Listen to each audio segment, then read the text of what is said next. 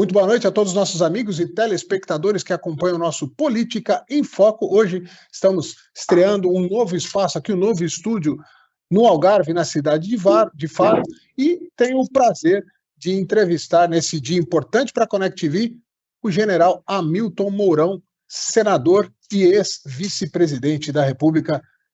Um grande prazer falar com o senhor, senador. Boa noite aí, Eudes, boa noite a todos, as amigas e amigos que acompanham esse teu excelente programa. E nada melhor do que começar uma semana de atividade importante aqui no Congresso, e com muitos acontecimentos ocorrendo, não só aqui no Brasil, mas mundo afora, debatendo essa conjuntura toda que nos cerca. General, eu vou tomar a liberdade de chamá-lo de general, que eu me sinto bem confortável com essa nomenclatura e fico feliz de poder entrevistá-lo, o chamando assim. General, eu queria começar falando desse seu início de mandato, um ano e pouco aí de mandato como senador. É uma experiência nova para o senhor. Como é que tem sido? Faz um pequeno balanço desse primeiro ano e 2 meses de mandato. Pois é, Eudes, nós completamos o nosso primeiro ano, assumimos no dia 1º de fevereiro do ano passado. A minha eleição lá no Rio Grande do Sul foi cercada de grande expectativa, pelo meu passado como vice-presidente, pela minha trajetória dentro do Exército Brasileiro. E, óbvio, quando você chega no Senado, você encontra uma realidade que a maioria das pessoas que não estão enfronhadas na atividade política desconhece.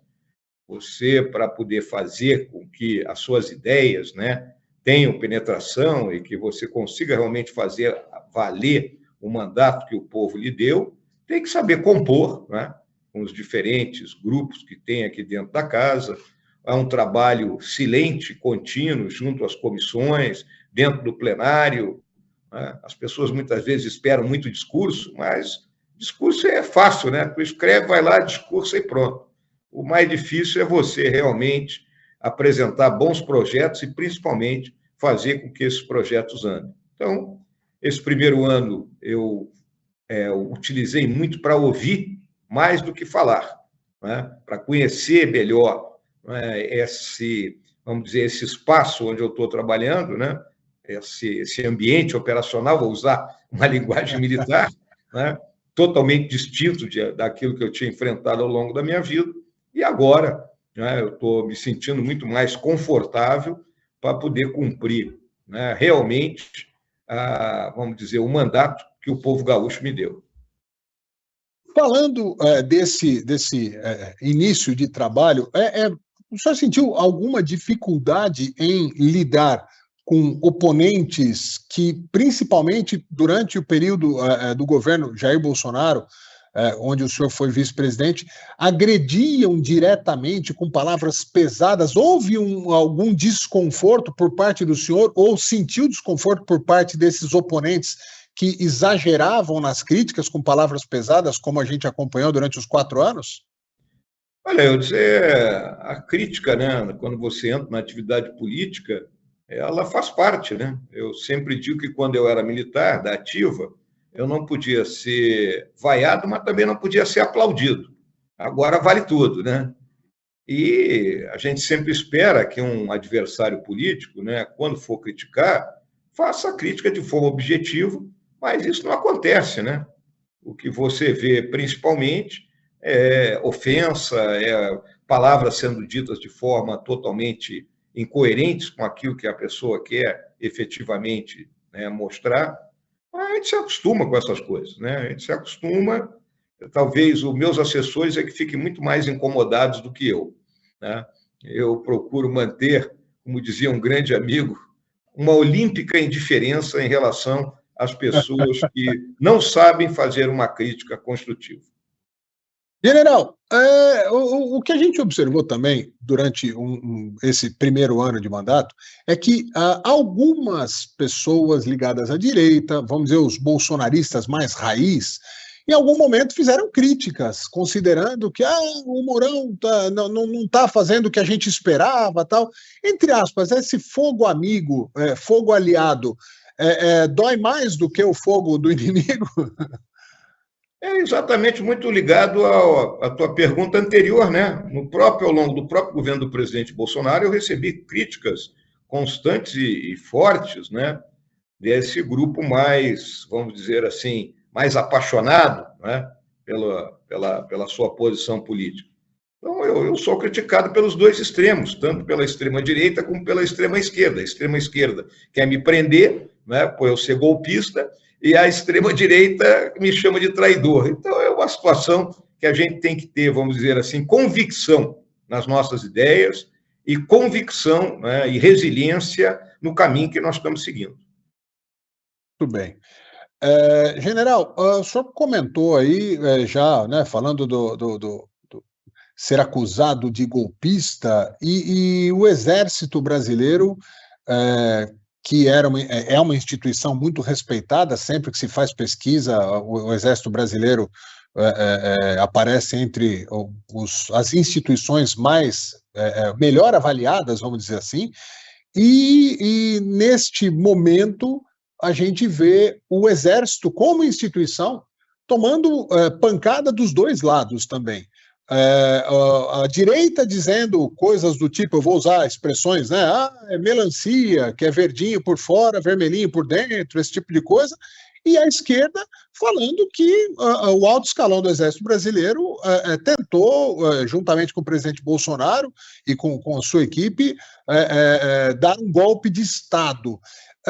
O que está mais próximo da verdade ou o que está mais distante da mentira? Pois é, Eudes, o que acontece aqui é que se está tentando criar uma narrativa, né, dessa história da tentativa de golpe de Estado, baseada em fragmentos de conversa, vídeo de reunião, né, porque hoje como é que funciona? Você pega o celular de uma pessoa, fica 2 meses carafunchando aquele celular e não existe ninguém neste mundo que resista a 2 meses de pescaria no seu celular. No mínimo, ele vai ter um problema com a esposa. No mínimo.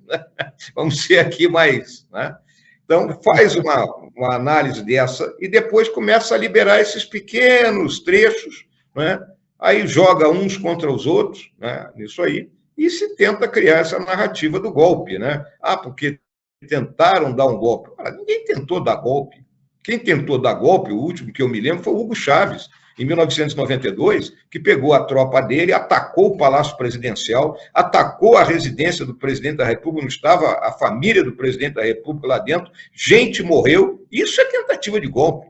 Agora, a reunião onde os caras reclamam da eleição, falam que vamos virar a mesa, vamos não sei o que, é quase papo, como diz aqui o meu amigo Magno Malta, é conversa de bêbado em delegacia, né?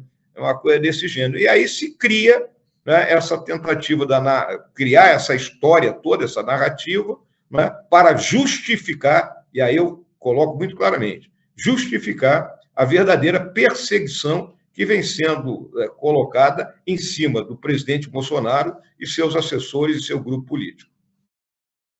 De alguma maneira, o senhor teme no futuro, de repente, ser preso ou coisa desse tipo, já que a gente tem visto que essa perseguição ela tem tomado contornos mais fortes, tem ficado cada vez mais ousada e parece que a sanha de perseguição de alguns elementos do STF não estão perto do fim, não. Só teme nesse sentido? Eu disse, quem não deve, não teme, né? Eu pautei a minha conduta, né, ao longo de meus 46 anos como oficial da ativa do Exército Brasileiro, né, mais os meus 4 anos como vice-presidente e agora como senador, né, pela ética, pela moralidade, né, pela honestidade de propósito, pelo amor à verdade, pela lealdade com meus companheiros, com minha família. Né? Então, eu não temo nada, nunca cometi nenhum deslize. Né? E essas conversas hoje que vêm sendo divulgadas, eu venho tomando conhecimento exatamente pela imprensa, né? Nunca ouvi ninguém falar a esse respeito, muito menos o presidente, muito menos algum daqueles atores que aparecem aí ultimamente sendo acusados de golpistas. A esquerda, né, ou os adversários políticos tentarem criar uma narrativa, mesmo que ela tenha pouca lógica, vamos dizer que pode fazer parte do jogo. Pode não ser ético, mas faz parte do jogo. Quando o senhor vê a imprensa criando, não é montando um quebra-cabeça, é criando peças que não se encaixam e forçando para criar uma narrativa, vamos dizer, da imprensa e não uma narrativa política, né? Onde poderia ter tentado, poderia ter havido uma tentativa de golpe sem exército, sem arma, com o presidente na época fora do Brasil, pior ainda, né? Tendo entregado a caneta, era mais fácil ter, antes de entregar a caneta, antes de sair da cadeira, se fosse fazer alguma coisa. A imprensa tem lado? O senhor sente isso? Tem lado? E de alguma maneira, as pessoas dependem muito da internet hoje para ter uma informação divergente dessa, em uníssono, que o tal do grupo, né, esse consórcio, tenta fazer todo mundo engolir? Olha, Eudes, lamentavelmente, né, parcela significativa da nossa imprensa ela tem lado, né? Ela sempre foi contra, né, a pessoa do presidente Bolsonaro, o nosso governo. As críticas sempre foram implacáveis, desde aquilo que eu chamo o minuto -2. Né? Antes de começar o jogo, a gente já estava sendo duramente criticado. Já se você pegar os jornais de 2018, já se falava nessa questão que o Bolsonaro ia dar golpe, etc. e tal, e por aí afora. Né? Então, é óbvio que existe lado. Vejo também, né, a parcela da imprensa que hoje perdeu a primazia, né, da notícia, porque o advento da rede social, o advento da rede mundial de computador, né, que permite que a gente esteja aqui, eu e você, né, você em Portugal, eu aqui no Brasil, e a gente trocando ideia para um público que não é aquele que abre os principais noticiários do Brasil, né? Sim. Isso tira, vamos dizer assim, parte daquela, vamos dizer, daquela primazia que a imprensa tradicional possuía. Então, ela também se sente cercada.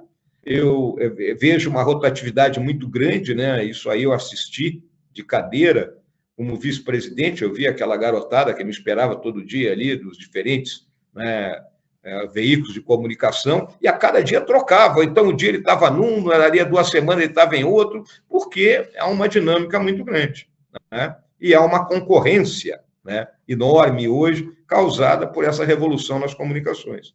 Então, ela está buscando, né, esperneando, exercer o seu direito de se manter, né, nessa primazia de ela ser a dona da notícia, a dona da verdade. Mas, lamentavelmente, perderam aquilo que é, para mim, o compromisso ético primordial de qualquer veículo de imprensa, que é exatamente transmitir a verdade. A verdade parece que tem muitos lados hoje em dia. General, vamos falar um pouco do momento atual, do governo Lula mesmo, e eu quero começar pelo internacional. Eu estou aqui em Portugal e tenho visto uma avalanche de críticas como nunca antes eu havia visto em relação ao presidente Lula, sobre diversas declarações que estão realmente causando espanto, mesmo nos veículos de comunicação que sempre o elogiaram ou coisa desse tipo. A mais recente delas, que está realmente impactando, acho que no mundo inteiro, e está repercutindo politicamente também e diplomaticamente, é essa história de comparar, de alguma maneira, o que o exército de Israel está fazendo hoje com o nazismo. O Lula sempre foi assim ou ele perdeu o juízo mais recentemente, na sua opinião, general? Olha, em primeiro lugar, o presidente da República, né, ele tem que compreender o papel dele como estadista, né, e o que significa o Brasil dentro do concerto das nações. Né? Vamos lembrar que o Brasil é uma nação da civilização ocidental. Né? Então, hoje, você vê uma simpatia do nosso governo, que representa transitoriamente o Estado brasileiro, por regimes ditatoriais e regimes que são exatamente o oposto, que é o pensamento liberal e democrático da nossa civilização. Então, ao abraçar a causa aí do Putin, ao abraçar a causa do Irã, abraçar a causa do Hamas, abraçar a causa do Maduro, abraçar a causa do Ortega, né, a eterno namoro com Cuba, né, só não abraçou ainda o Kim Jong-un lá na Coreia do Norte, não sei por quê. Né? Então, ele tem que entender, né, isso aí. E que ele, como presidente, não pode dar determinadas declarações, né, principalmente numa área de conflito, onde o Brasil, né, espera aparecer como alguém que possa mediar aquele conflito, e atacando a essência do Estado de Israel. Né? Então, isso foi uma declaração extremamente infeliz do presidente, né? E que ele só tem uma solução para isso aí. Né? Ele tem que pedir desculpa pelo que ele falou, né? E tentar desfazer, né, todo esse imbróglio. E cuidar, né, mais quando andar aí mundo afora com aquilo que ele vai falar. Ele não é um cidadão acima de qualquer suspeita, né? Muito pelo contrário. Muito pelo contrário. O senhor citou também o caso do adversário do Vladimir Putin, que foi encontrado morto num presídio. A declaração dele também, talvez mais aqui na Europa do que propriamente no Brasil, foi encarada com um horror total. Esse ar que ele fez de quase defesa de Vladimir Putin, e para quem é aqui da Europa sabe o quanto essa guerra está causando problemas para todos os países aqui. Mudando de assunto, general, a manifestação convocada para o dia 25 de fevereiro foi uma jogada de mestre, foi uma tentativa. O Bolsonaro está com medo de ser preso, porque é o que os adversários têm falado. Ele fez isso para tumultuar, porque ele pode ser preso a qualquer hora. E qual a sua expectativa? O senhor estará lá na manifestação e a expectativa de público para esse momento que talvez seja decisivo, porque vai mostrar se as pessoas realmente foram intimidadas pelas ações recentes políticas e do STF de intimidação, começando lá no 8 de janeiro, ou se ainda há uma energia para gritar por liberdade no Brasil. Olha, em primeiro lugar, eu quero deixar claro, né, que o presidente Bolsonaro vem sendo alvo, né, e aí eu repito isso, de uma perseguição implacável. Né? Quando você usa a linguagem militar, a perseguição é quando o seu adversário ele não tem mais como reagir pelas formas normais e ele começa, né, a se evadir do campo de batalha. Né? O presidente Bolsonaro está sendo perseguido e das mais diversas formas. É óbvio, né, que eu julgo que ele teme, né, perder a sua liberdade. É óbvio, né, não há dúvida disso aí. E ele tinha que engendrar algum tipo de reação, pelo menos buscando mostrar a todas essas pessoas que acham que ele não tem a liderança, né, que quem anda na rua no Brasil sabe que ele tem, né, e a forma convocada essa manifestação, que tem o meu total apoio, né, então tem todo o meu apoio a essa manifestação, acho que ela é justa, né. Espero que um número significativo de pessoas compareça, né? Não vou me arriscar aqui a dizer, né, quantas lá estarão na Avenida Paulista no próximo domingo, dia 25. Eu, de minha parte, eu já tinha um compromisso familiar agendado já há algum tempo, não poderei estar presente, mas estou apoiando. Né? Aqui dentro do Congresso, eu fui a voz que, no primeiro dia que aconteceram esses últimos incidentes de busca e apreensão, né, em cima aí da apreensão do passaporte do presidente, prisão do Valdemar Costa Neto, etc. e tal, eu fui à tribuna, fiz um pronunciamento muito claro sobre o que eu estava vendo. E vamos aguardar aí o próximo domingo, se comprovar aquilo que eu vejo na rua, o que eu falo para ti, o que eu vejo na rua. Né? Qualquer lugar que eu vou, as pessoas me abordam para perguntar pelo presidente Bolsonaro. Como é que ele está, né? Como é que ele está enfrentando tudo isso. Vai desde o ascensorista aqui do Senado, né, ao camarada que vende verdura ali no supermercado, né, passando pelas pessoas comuns que você encontra. Ou seja, este homem, Jair Bolsonaro, ele é o tótem da direita brasileira e de praticamente 60 milhões de brasileiros. Então, isso não se apaga da noite para o dia. Eu até vou pedir para o STF, calma, os exemplos do assessorista e do vendedor de verdura que o general comentou são só exemplos, não vai lá tomar o celular deles para fazer phishing até no deles, porque é nesse caminho que as coisas estão acontecendo. General, Para finalizar, encaminhando, a gente sabe que tem uma agenda super apertada e eu gostaria de entrar no último tema, que é a expectativa de uma reversão para uma próxima eleição. A gente vê a população de maneira generalizada, insatisfeita com os primeiros meses do governo Lula. Muitas pessoas que votaram estão chateadas, tal. Há uma onda de direita acontecendo no mundo inteiro, né? A gente vê o exemplo da Itália, a Polônia, o Trump nos Estados Unidos. Aqui em Portugal, a direita tem crescido bastante. O André Ventura, do Chega, aparece com números que nunca tinha acontecido na história de Portugal.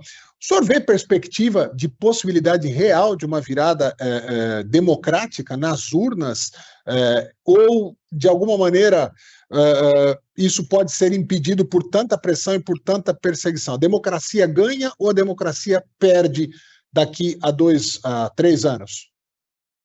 Olha, eu sou um homem de fé, né? O que eu tenho visto do governo do presidente Lula é uma certa desorganização, né? Um descompromisso com o equilíbrio fiscal, que está gerando uma bomba que pode rebentar ainda no governo dele, ou, pior ainda, rebentar, né, nas mãos daquele que o substituir, né? Então, além vamos dizer, da falta de habilidade com que tem sido aqui a ligação com o Congresso, né? Então, há muita reclamação nisso aí, né? Novamente, as estatais estão sendo tomadas de assalto, já deram um prejuízo violento, né, no ano que passou. Nós sabemos que os fundos de pensão foram novamente apropriados, né, pelo trio lá, Dirceu, Delúbio, Vacari. Essa turma está fazendo negócio com fundo de pensão. Isso vai arrebentar em algum momento, né? Tudo isso vai voltar à tona em algum momento, e aqueles que votaram no Lula achando que ele é a redenção do país, né, irão se arrepender tremendamente. E por isso, né, é que eu tenho, vamos dizer, a nítida noção de que nós podemos, né, chegar em 2026 em uma posição de força para vencer efetivamente a eleição, como vencemos em 2018, e voltar a colocar o país no rumo do crescimento sustentável, tomando as medidas que são fundamentais para que o nosso Brasil saia dessa armadilha da renda média, para que a gente melhore na educação, melhore na saúde, enfim, melhore a qualidade de vida, segurança pública, coisas que o governo atual é muito bom de discurso, mas é muito ruim de execução. Para finalizar, última pergunta enviada, e eu sou só um soldado desse exército da Connect TV aqui, viu? Eu não sou general, não. Eu tenho que respeitar o meu general que está me mandando perguntar a respeito de uma possibilidade de anistia aos presos do 8 de janeiro, que até o momento têm sido condenados com penas muito duras. O senhor imagina que esse vai continuar sendo o caminho, ou de alguma maneira o bom senso bate em algum momento no STF e as coisas voltam a ter um equilíbrio natural? Olha, a anistia faz parte da história do Brasil, né? Se você analisar ali nas revoltas que ocorreram durante o Império, né, debeladas pelo patrono do Exército Brasileiro, o Duque de Caxias, imediatamente após, né, o encerramento daquela revolta, era concedida anistia, inclusive no caso do meu estado, lá do Rio Grande do Sul, né, que nós tivemos uma guerra de 10 anos, que foi a Revolução Farroupilha, e todos foram anistiados. Aí você tem a Revolução de 93, 22, né, 32, 35, 37, né, 45. Então, vamos lembrar um caso aqui emblemático que as pessoas esquecem. Juscelino, eleito presidente da República, houve uma tentativa de golpe para impedir ele de assumir, né? Oficiais da Força Aérea pegaram umas aeronaves e se enfurnaram no Pará, no interior do Pará, lá em Jacareacanga. Bom, esses oficiais foram anistiados pelo próprio Juscelino, 3 meses depois, né? Então, mostrar, sem falar a grande anistia de 1979. Portanto, é trabalho aqui do Congresso, que nós temos que sensibilizar todo mundo, entender esse papel histórico, né? Existe o meu projeto de lei, existe uma PEC do senador Márcio Bittar, então nós temos condições de trabalhar e dentro do nosso planejamento, era este primeiro semestre desse ano, seria o momento ideal para que a gente fizesse esse assunto avançar. General, o que bate mais forte no seu coração? Ser militar, ser ex-presidente ou ser senador? Olha, eu sou soldado, né? É só olhar o meu corte de cabelo aqui, dá uma olhadinha no corte de cabelo aqui, está em dia meu corte de cabelo, né? Eu não... Soldado, Essa soldado pergunta eu minha vida sabia a inteira, resposta. eu nasci para ser soldado. Muito bem. General, então, ó, muito obrigado pela entrevista, foi maravilhoso. Agradeço a toda a sua equipe, a gentileza, a presteza aí de organizar isso. Eu sei da agenda que já é apertada de um senador, muito mais ainda com o Brasil efervescente do jeito que está. Muito obrigado, suas considerações finais.